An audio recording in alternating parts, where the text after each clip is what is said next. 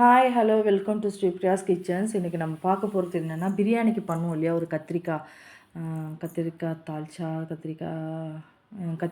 கத்திரிக்காய் வைப்பாங்கள்ல பிரியாணிக்கு, ஒரு புளிப்பான கத்திரிக்காய் கிரேவி ஒன்று வைப்பாங்கள்ல, அது பண்ண போகிறோம். எப்படி பண்ணுறதுன்னு பார்ப்போம். ஃபஸ்ட்டு வந்து நம்ம கொஞ்சமாக ஒரு ஒரு 1½ ஸ்பூன், 1 ஸ்பூன் வேர்க்கடலை, ஒரு ஸ்பூன் எள்ளு, வெள்ளை எள்ளுனாலும் எடுத்துக்கலாம், கருப்பு எள்ளுனாலும் எடுத்துக்கலாம். நல்லா எள்ளு பொரியட்டும், வேர்க்கடலையும் கொஞ்சம் வறுபட்டுரும், கூடயே சேர்ந்து நல்லா வறுத்து எடுத்துடுங்க தனியாக. எடுத்துகிட்டு ஆயில் போட்டுக்கோங்க. நல்லெண்ணெய் தான் போட்டேன் நான். இதுக்கு வந்து மோஸ்ட்லி நல்லெண்ணெய் தான் நல்லா சூட் ஆகும், டேஸ்ட்டாக இருக்கும் அந்த ஃப்ளேவரோட. பிரியாணிக்கு நம்ம சாப்பிட்றச்ச நல்லெண்ணெய் போட்டுட்டு கொஞ்சம் வந்து நார்மல் ஆயிலும் கொஞ்சம் போட்டுட்டு நம்ம கத்திரிக்காவை ஃபஸ்ட்டு அந்த குண்டு குண்டாக கட் பண்ணி வச்சுருக்கோம் இல்லையா, பிஞ்சு கத்திரிக்காவை, அதை எடுத்து அந்த ஆயில் நல்லா சூடானதுக்கப்புறம் அந்த ஆயிலில் போட்டு நல்லா வதக்குங்க. கத்திரிக்காய் கலர் மாதிரி அதுலேயே வெந்துடணும், அந்த ஆயிலே நல்லா வெந்துடணும். இப்படி நான் இந்த மாதிரி கட் பண்ணி வச்சுருக்கேன். அது நீட்டாக தனித்தனியாக கூட கட் பண்ணலாம். இது ரொம்ப குட்டி குட்டி கத்திரிக்காவாக இருந்ததுனால நான் இப்படி முழுசாக கட் பண்ணியிருக்கேன். ரொம்ப நல்லா இருந்தது ஆனால் சாப்பிட்றதுக்கு. இந்த மாதிரி நல்லா ஃப்ரை பண்ணுங்க. அது கலர் மாறி நல்லா அதிலே வெந்துடும், 3/4 பதத்துக்கு மேலே வெந்துரும்னு வச்சுக்கோங்களேன். அதை தனியாக எடுத்து வச்சுருங்க. நெக்ஸ்ட் வந்து நல்லா வந்து 1 ஸ்பூன் கடுகு போடுங்க. ஒரு 1/2 ஸ்பூன் வெந்தயம், 1/2 ஸ்பூன் மிளகு மெயினாக போடுங்க. மிளகு தான் இதில் ரொம்ப நல்லாயிருக்கும் ஃப்ளேவர்ஃபுல்லாக. கொஞ்சமாக ஒரு 1/4 ஸ்பூன் கொஞ்சம் சீரகம் போட்டுட்டு நல்லா பொரிய விடுங்க. எல்லாத்தையும் நல்லா பொரியட்டும். பொரிஞ்சதுக்கப்புறமா வெங்காயம் ஆக்சுவலாக நீடடே இல்லை எனக்கு தெரிஞ்சு, தக்காளி மட்டுமே போதும். நான் சும்மா சரி கிரேவி மாதிரி வரட்டும்னு சொல்லிட்டு ஒரே ஒரு வெங்காயம் தான் போட்டேன். ஒரு வெங்காயம், ஒரு பச்சை மிளகாய், கருவேப்பிலை போட்டு நல்லா டாஸ் கொடுங்க. அந்த மிளகு வெடிக்குது பாருங்கள் எப்படி, அது அப்படியே நல்லா வச்சு பொரியணும். பொரிஞ்சதுக்கப்புறமா இதை போட்டு நல்லா டாஸ் பண்ணுங்கள். வெங்காயம் கண்ணாடி பதம் வந்ததுக்கப்புறமா நம்ம வந்து தக்காளி வந்து 2-3 கூட போடலாங்க. ஏன்னா நமக்கு இது மெயினாக புளிப்பு தான் தேவை, நம்ம புளி தான் ஊற்றி பண்ண போகிறோம் இது. அதனால் தக்காளி மட்டுமே போட்டு கூட வதக்கி பண்ணலாம், பிரச்சனையே இல்லை, ரொம்ப நல்லாயிருக்கும் டேஸ்ட்டாகவே. நான் பண்ணியிருக்கேன் அந்த மாதிரியும். நம்ம வெங்காயமும் போட்டு பண்ணலாம். நான் ஒரே ஒரு வெங்காயம் கட் பண்ணி போட்டு வதக்கிட்டு தக்காளியை போட்டு கூட நல்லா வதக்குறேன். வதக்கி முடிச்சுட்டு அதில் வந்து நம்ம மஞ்சப்பொடி, தேவையான அளவு உப்பு, நம்ம இந்த வதக்கி முடித்த உடனே கத்திரிக்காயையும் கூட ஆட் பண்ணிவிடுங்க. இந்த தக்காளி வதங்க சொல்லவே கத்திரிக்காயையும் ஆட் பண்ணி நல்லா வதக்குங்க. வதக்கிட்டு நம்ம வந்து அதில் மஞ்சப்பொடி, உப்பு, வெறும் மிளகாப்பொடி, குழம்பு மிளகாப்பொடி 1 ஸ்பூன் போட்டுக்கோங்க. வெறும் மிளகாப்பொடி ஒரு 1/2 ஸ்பூன் போட்டுக்கோங்க. 1/4 ஸ்பூன் மஞ்சப்பொடி போட்டு தேவையான அளவு உப்பு போட்டுட்டு நல்லா வதக்குங்க.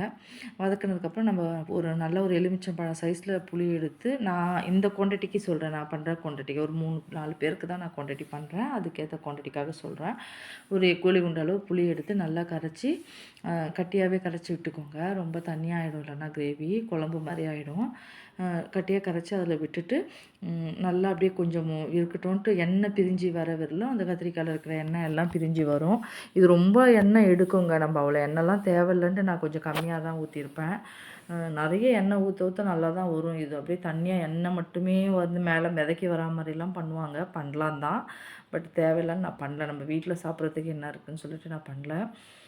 நல்லா வதக்கி எண்ணெய் அந்த புளி ஊற்றி நல்லா வெந்துடும். அந்த கத்திரிக்காய் நல்லாவே வெந்துடும், வெந்து மேஷ் ஆகிடும். அப்போ இந்த புளியும் ஊற்றிட்டோம் இல்லையா, நல்லா புளிப்பாக நல்லா டேஸ்ட்டாக இருக்கும் சாப்பிட்றதுக்கு.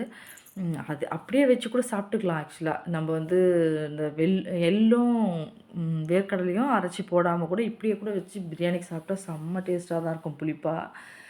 நம்ம எள்ளும் அந்த வேர்க்கடலையும் நான் வந்து தண்ணி ஊற்றியெல்லாம் அரைக்க மாட்டேங்க, அப்படியே பவுடர் பண்ணிவிடுவேன். நல்லா பவுடர் பண்ணிவிட்டு அதை எடுத்து அந்த கிரேவி, அந்த கொதிக்கிற குழம்பு மாதிரி கொதிக்கிறதுல கிரேவி அதில் கொட்டிட்டு அப்படியே கிளறி விட்டுட்டிங்கன்னா போதும், அவ்வளோதான். கொஞ்சம் ஒரு 5 நிமிஷம் வைங்க. வச்சுட்டு கடைசியாக நல்லெண்ணெய் கொஞ்சம் மேலே ஒரு 2 ஸ்பூனோ இல்லை 1 ஸ்பூனோ மேலே விடுங்க. விட்டு கொஞ்சம் அது கொதிக்கிட்டோன்னு சொல்லி ஆஃப் பண்ணிவிடுங்க. அவ்வளோதான் கத்திரிக்காய் கிரேவி.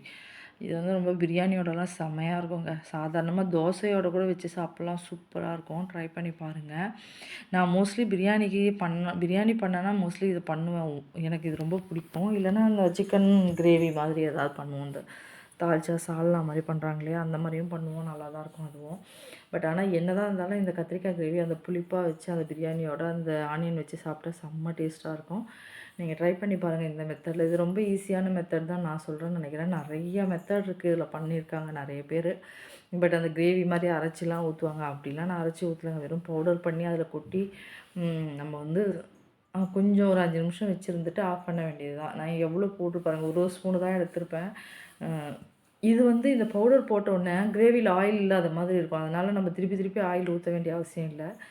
ரொம்ப நேரமும் வச்சிருந்தாலும் ஆயில் வரணுன்னா தான் வரும். ஏன்னா ஆக்சுவலா நம்ம நெறைய எவ்வளோ ஊத்துறோமோ அப்போ தான் அது வெளியில வரும். நான் அவ்வளோலாம் ஊத்தல. கம்மியா தான் ஊத்திருக்கேன். நான் ஊத்திருக்கிறதே அதிகம் தான் நான் ஃபீல் பண்றேன். போதும். அந்த அளவுக்கு நம்ம வீட்ல தானே சாப்பிட போறோன்றதுக்காக. அந்த பவுடர் போட்டுட்டு நல்லா மிக்ஸ் பண்ணிங்கன்னா கலரே சேஞ்ச் ஆயிடும் பாருங்க. நல்லா சூப்பரா இருக்கும் ஆனா சாப்பிட்றதுக்கு. இது மெயினாக வந்து சிக்கன் பிரியாணியோட ரொம்ப நல்லா போகும் மட்டன் பிரியாணியை விட. எனக்கு தெரிஞ்சு அப்படி நான் என்னோடய டேஸ்ட்டுக்கு நான் சொல்கிறேன். உங்களுக்கு எப்படின்னு தெரியல. தெரிஞ்சால் கமெண்ட் பண்ணுங்கள். என்னோடய வீடியோஸ்லாம் பிடிச்சிருந்தா லைக் பண்ணுங்கள். சேனலுக்கு சப்போர்ட் பண்ணுங்கள். சப்ஸ்கிரைப் பண்ணுங்கள். மெயினாக கமெண்ட் பண்ணுங்கள். நான் என்னோடய சமையல் நல்லா இருக்கா நல்லா இல்லையான்னு சொல்லி கமெண்ட் பண்ணுங்கள். ஏதாவது உங்களுக்கு தெரிஞ்ச ஐடியாவாக இருந்தாலும் என்னோட ஷேர் பண்ணுங்கள். கமெண்ட்டில் சொல்லி ஷேர் பண்ணுங்கள். பிடிச்சிருந்தா லைக் பண்ணுங்கள். தேங்க்யூ. எப்படி வந்திருக்கு பாருங்கள். இதுதாங்க கத்திரிக்காய் கிரேவி. ரொம்ப சிம்பிளாக ஈஸியாக பண்ணிடலாம். மேக்ஸிமம் ஒரு 10-15 நிமிஷத்துக்குள்ளேயே பண்ணிடலாங்க. நல்லா வதக்கணும்னா ரொம்ப நேரம்லாம் டைம் எடுக்காது. ட்ரை பண்ணி பாருங்கள். தேங்க்யூ.